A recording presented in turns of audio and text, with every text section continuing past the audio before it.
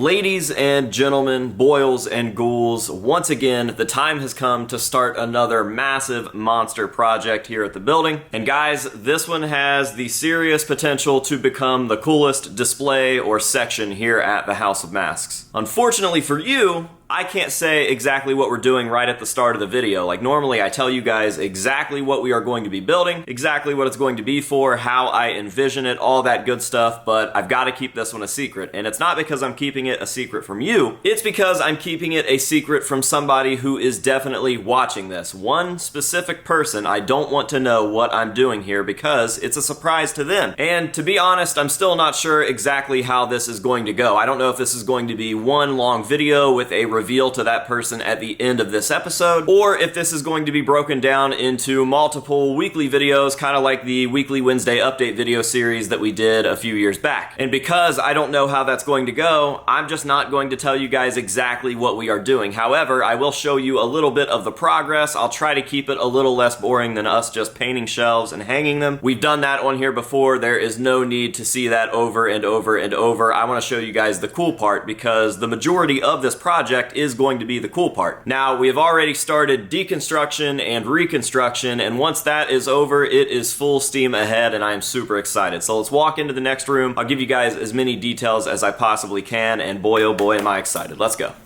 Alright guys, so as we leave the main mask room and head up towards the front of the building, we're making our way in here. We're passing the Silent Hill section, we're passing the Myers section, and as you can see, the place is kind of a wreck. We've got all sorts of stuff out here. We've got painted lumber, we've got unpainted lumber, we've got paint on the floor, we've got whatever this is, and all of this has to do with this room right over here.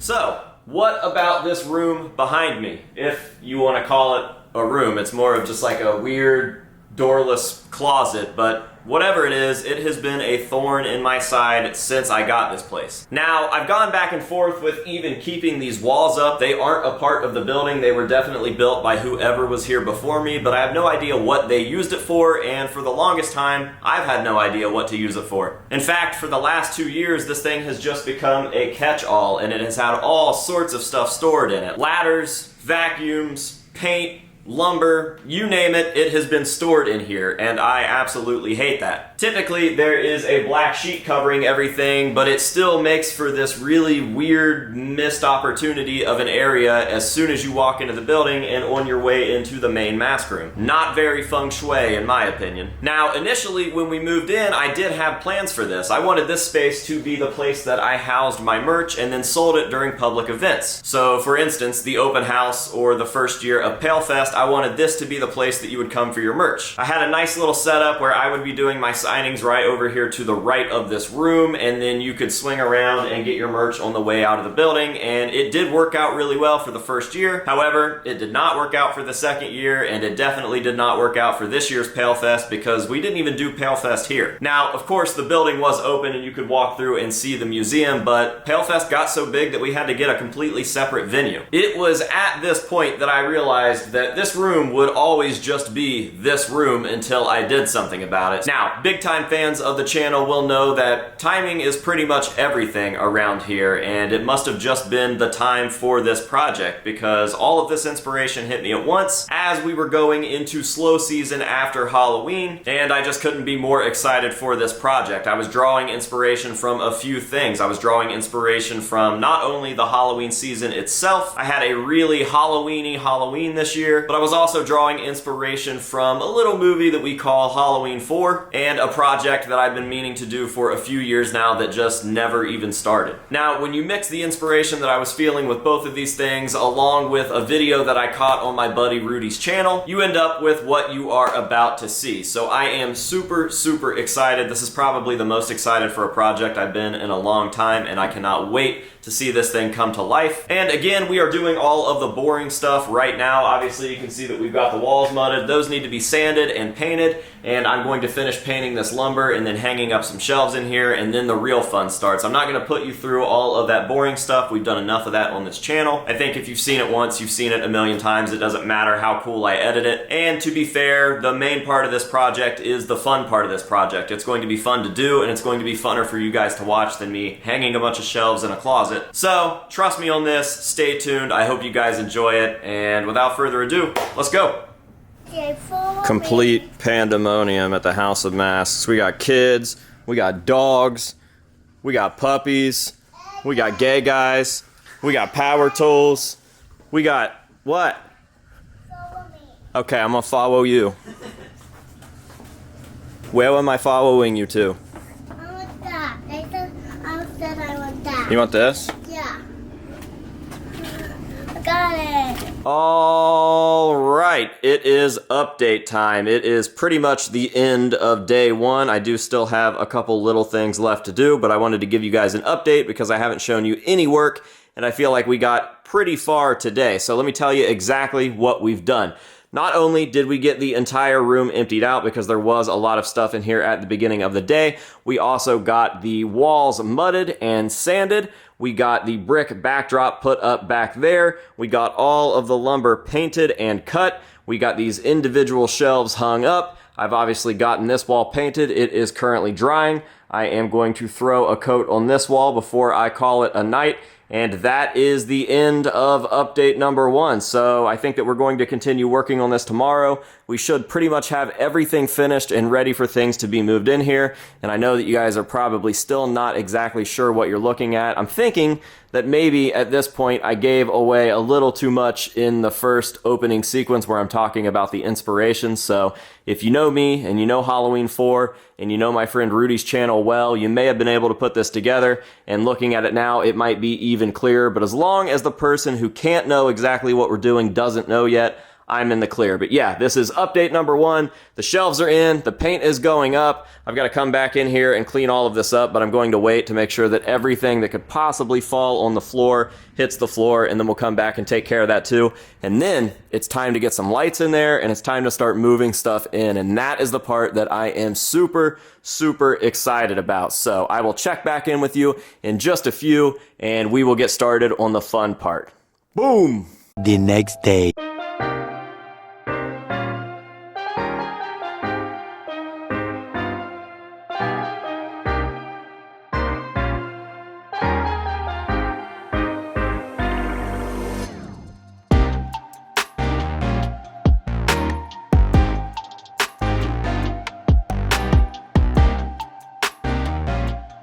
Alright guys, so we've gotten the majority of the hard work done. Not really the hard work, but the not so fun work. And I said after we got everything kind of established and set up there at that display that we would go do the fun stuff. And the fun stuff is going to be all of the decorating. So phase one of attempting to do the fun stuff is to go locate items that I can put in this display. I'm still not going to tell you exactly what we're doing. It's still a surprise. I'm still undecided how I'm going to break these videos down, but we are on our way to Portsmouth, which is like antiquing capital of Ohio. Everywhere down there is an antique shop, and I haven't gone antiquing or thrifting down here in a long, long time. So fingers crossed that we find something good, and we will keep you guys posted along the journey. So here we go.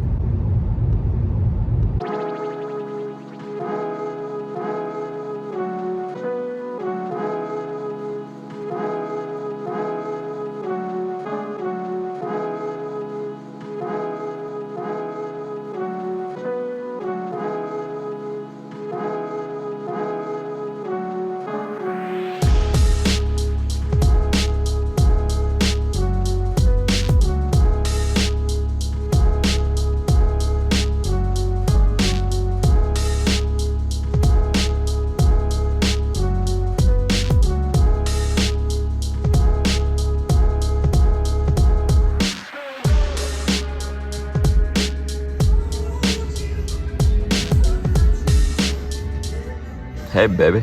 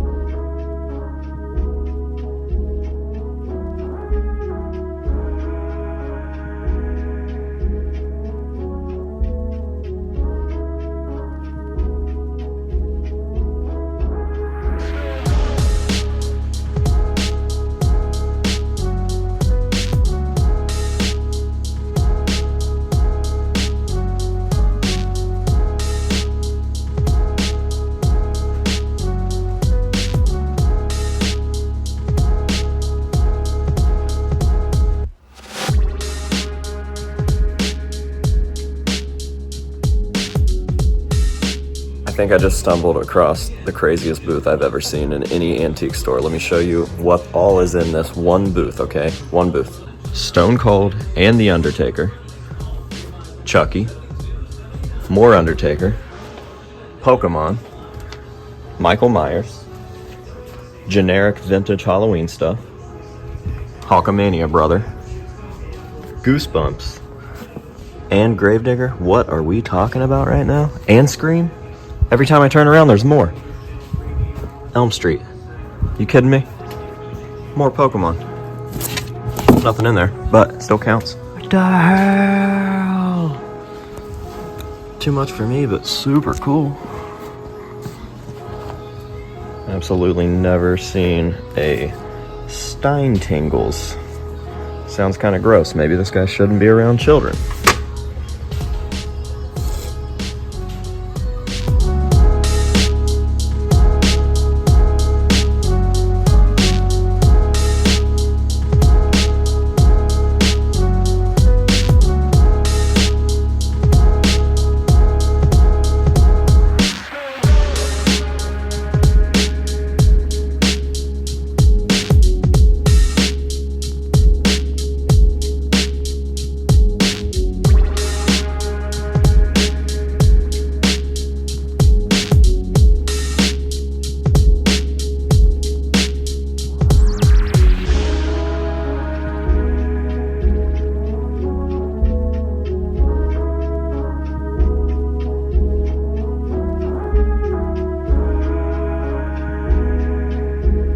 Just when we thought that we had reached the end of the store, we got all the way to the back, and I assumed that this was some sort of storage room, but no. You can walk in here, they've got all sorts of art supplies, and then I was like, oh, so this is the back of the store, right? No, it just keeps going and going and going. And this one's cool, they're still in the Halloween spirit, and it's like toys and shit. The good stuff. I mean, there's even a little Pokemon case back here. What are we talking about? I tell you what, I really want this Gravedigger cup because I have a few of these now. I have like the purple one, I have a black one, but I don't have this one. But I'm not paying $17 for this. Antique shops, get your shit together. These are really sweet, even though I have no idea what I would use them for. Oh my gosh. Do you have dice in your pocket? No? No? I even saw 2 cubes in his pocket. I think he has dice, but he's afraid to show them to anyone. What the hell are they even talking about? Stop number 1, pretty legit, off to a good start already. I used to come here years and years ago to go Halloween hunting, and I hated this place. And I don't know why, maybe I'm maturing, growing up, but stop number 1 was amazing. I'm excited for stop number 2.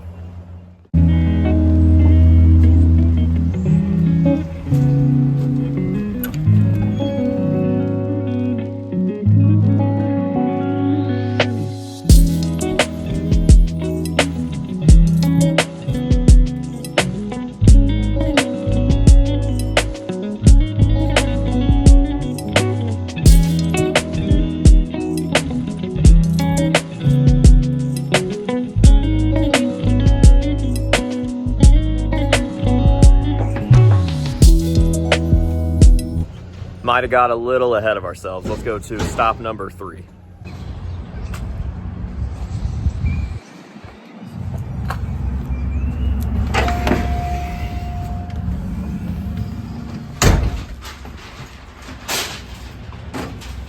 It's Sam Squam Shrekky, and there's one right outside my fucking door right now. He's trying to get into my shed.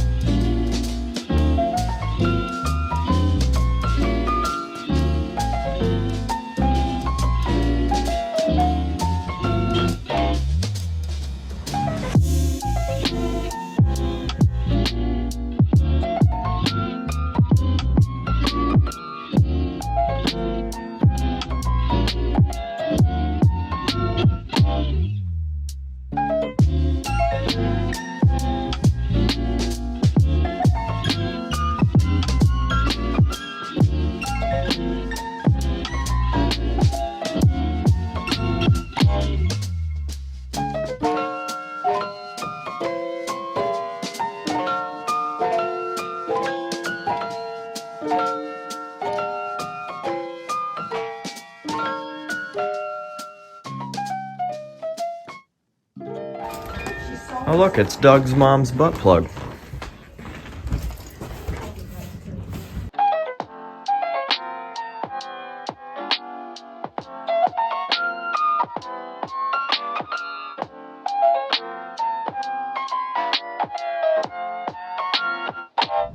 All right, we are between antique shops now, and we decided to come over here to this mural wall and walk this strip and take a look at all of these hand-painted murals. And this video has turned into something completely different than what I expected. And you know what? I'm not upset about it. It was supposed to be a build video, but there wasn't a whole lot of building going on. And then I said we were going to do the fun stuff, and I haven't actually located any of the things that I would have thought would be going into that display. So we're just doing the thing right now. We're just fucking vlogging. Is this a vlog now? This is a vlog video. Deal with it. Big Fat Pale Fest 2023 vibes on this one. All of these are hand painted by the same guy, I think. I think that's what I've heard. I don't know if I've ever shown them off in any of my videos on this channel, so now's the chance. And if you don't like it, suck a big fat butt.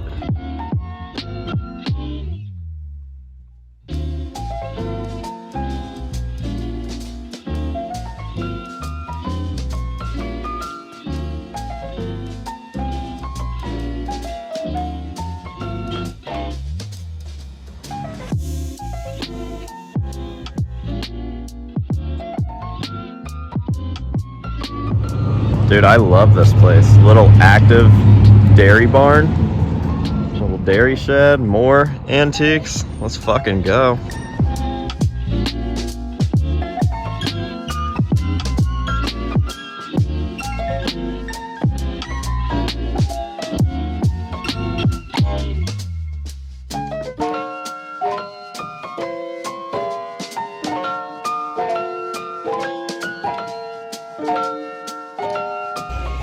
So much Christmas stuff, and I know that it's like almost Christmas time, so that's why people have a lot of this out, but I guarantee this place mostly looks like this all year round. And could you imagine if it was like this for Halloween? The world would be such a better place. I bet we wouldn't have war or famine or disease or hunger. I bet everybody would just be happy and peaceful, and everything would be great.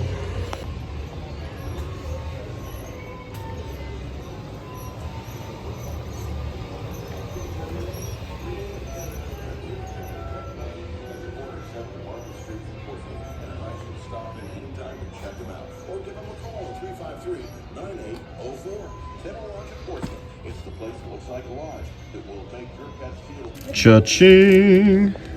Also nice to see some Goosebumps stuff finally, and like true 90s Goosebumps. I've seen a couple books today, 2 of them, and they were both brand new books, like Horrorland and then a re-release. I think it was a re-release of The Haunted Mask or something at the first store that we went to. And honestly, I was excited about those because that's the first time that I've seen Goosebumps stuff at a thrift store or an antique store in a long time. I always check.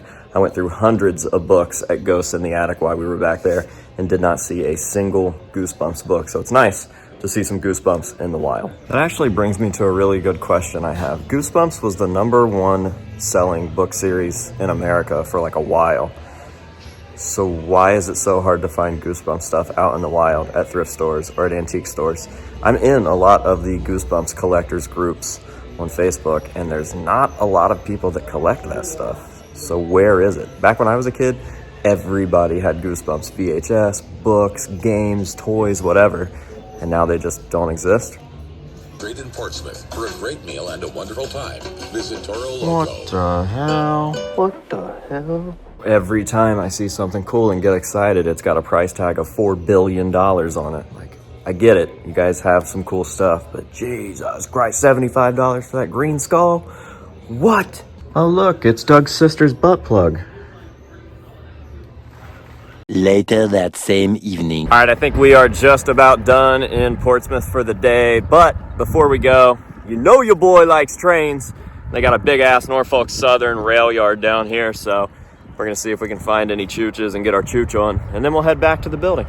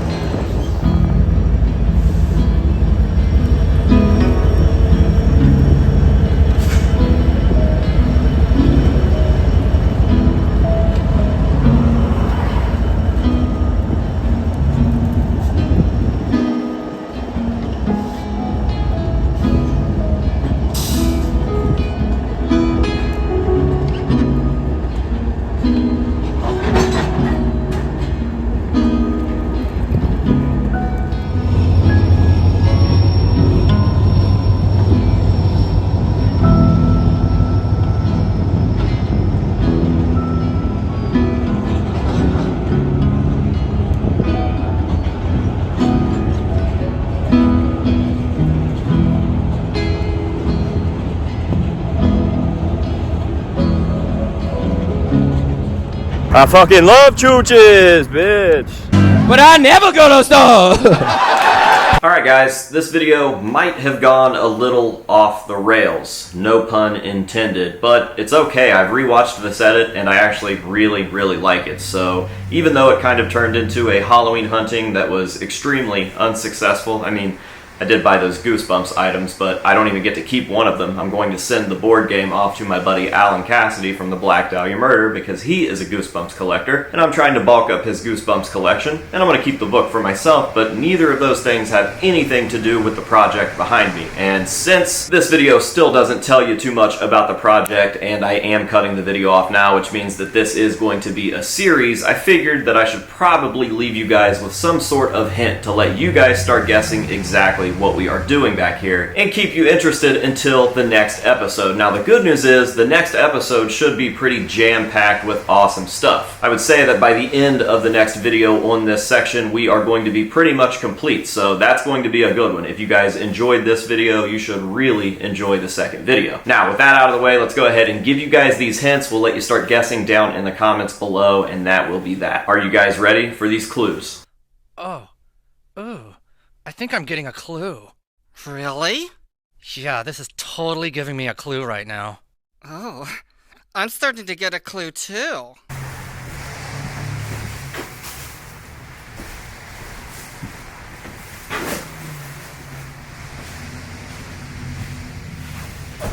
There you go. Those are your clues to hold you over until the next installment. So that is going to pretty much do it for me here at the House of Masks. I hope that you guys have enjoyed this video. Thank you very much for watching, and until next time, this has been AJ Good telling you to say no to drugs and alcohol, and yes to cool surprises, and we will see you guys in the next one.